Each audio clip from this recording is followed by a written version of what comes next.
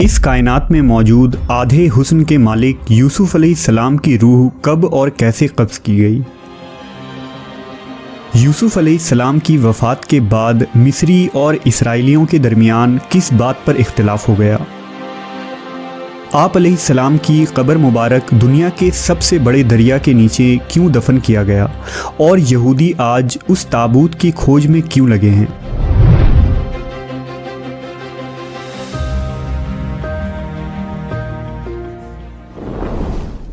اللہ نے ہر نبی کو خوبصورت حسن اور بہترین آواز والا بنا کر مبعوث فرمایا۔ حضرت یوسف علیہ السلام کو خوبصورت حسن سے نوازا گیا تھا، یعنی حضرت محمد صلی اللہ علیہ وسلم کے حسن کا آدھا حسن اللہ نے حضرت یوسف کو عطا کیا تھا۔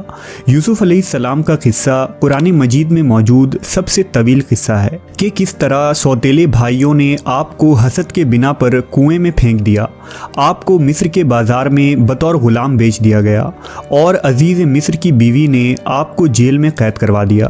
لیکن ان تمام مصائب و مشکلات اور آزمائشوں کے باوجود حضرت یوسف ایک دن مصر کے طاقتور حکمراں کے عہدے تک پہنچ گئے۔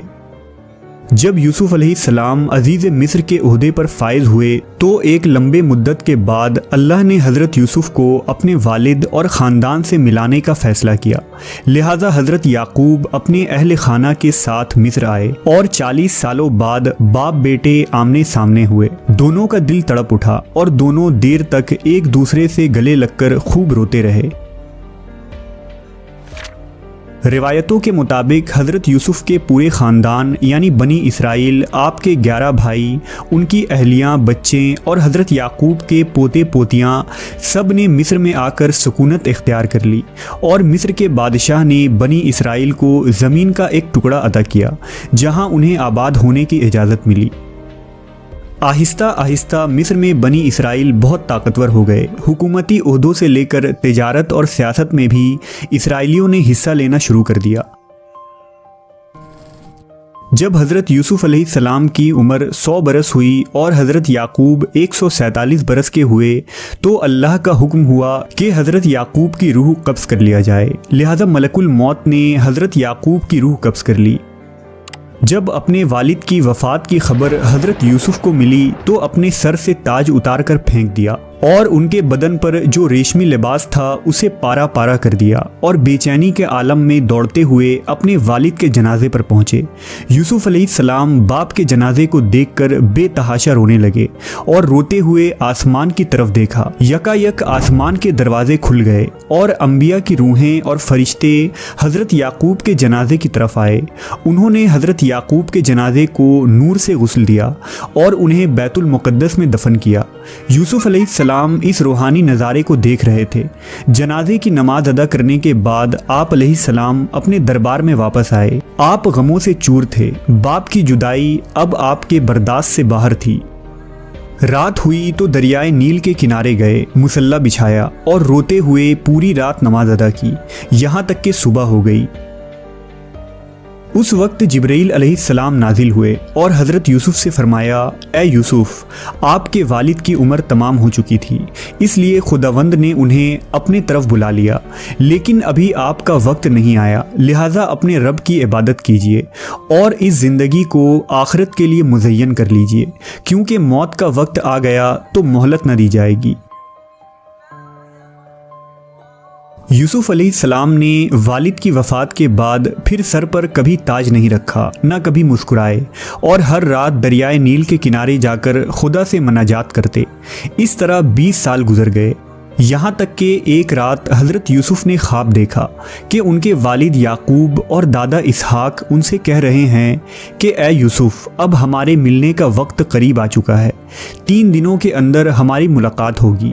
روایت ہے کہ یوسف علیہ السلام نے ان 3 دنوں میں باپ کو دیکھنے کی خواہش میں اتنی گریہ و زاری کی کہ ان کے والد حضرت یعقوب نے بھی ان 40 سالوں میں اتنی گریہ و زاری نہیں کی ہوگی۔ پس تیسرے دن ملک الموت آئے اور یوسف علیہ السلام سے فرمایا، اے یوسف، آپ کی مدت ختم ہو چکی ہے اور آپ کے آباء و اجداد آپ کے منتظر ہیں۔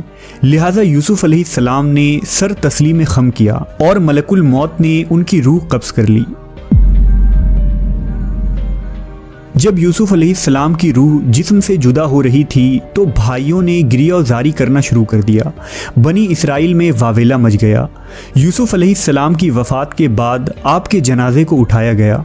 मिस्रियों ने जनाजे को देखा तो शोर मच गया। हर जानिब से आहो फुगा की आवाज़ें बुलंद होने लगी। अब मिस्रियों का हर कबीला और ग्रोह ये चाहता था कि यूसुफ अलैहिस्सलाम को उनके इलाके और ज़मीन में दफनाया जाए ताकि उनकी बस्ती में खैर व बरकत हो। एक ग्रोह ने कहा यूसुफ नबी को किनान के दरवाजे पर दफन किया जाए, कुछ ने कहा कि किसी और जगह। बस अल्लाह ने उस वक्त दरियाए नील के पानी को बंद कर दिया और अचानक नील सूख गया।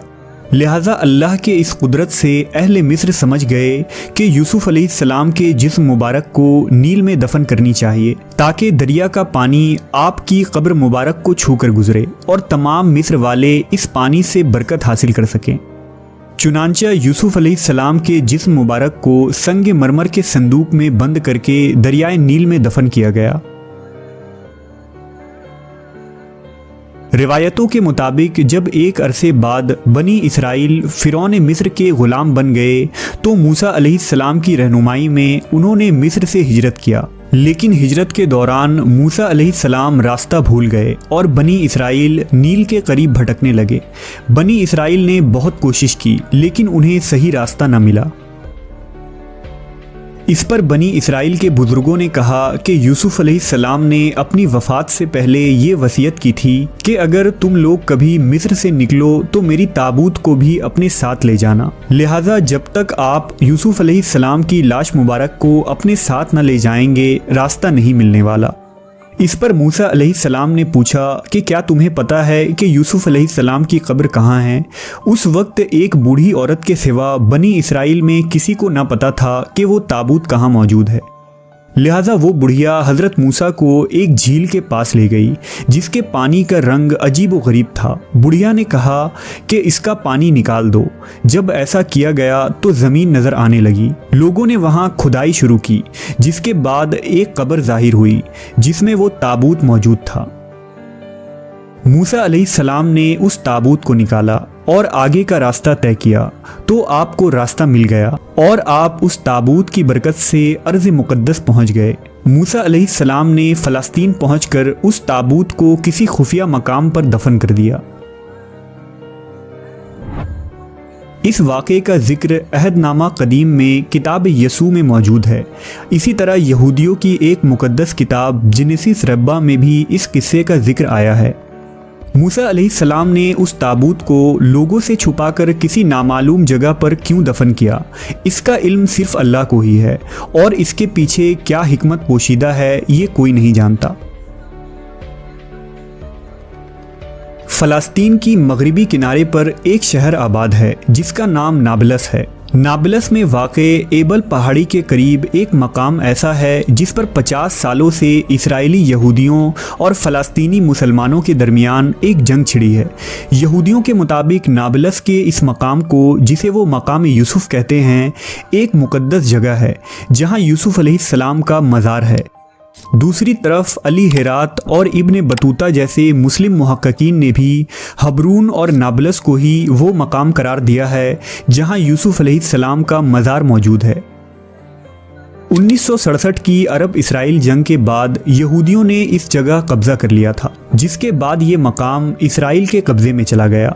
साल 1990 में इस मकाम को यहूदियों ने एक आर्मी बेस में तब्दील कर दिया और उसे यहूदी रब्बियों की निगरानी में छोड़ दिया गया। यहूदियों के लिए ये मकाम इतनी अहम और मुक़द्दस क्यों है? नेज़ यूसुफ अलैहिस्सलाम के उस ताबूत में ऐसी कौन सी पुर इसरारियत मौजूद है? ये आज भी एक राज है।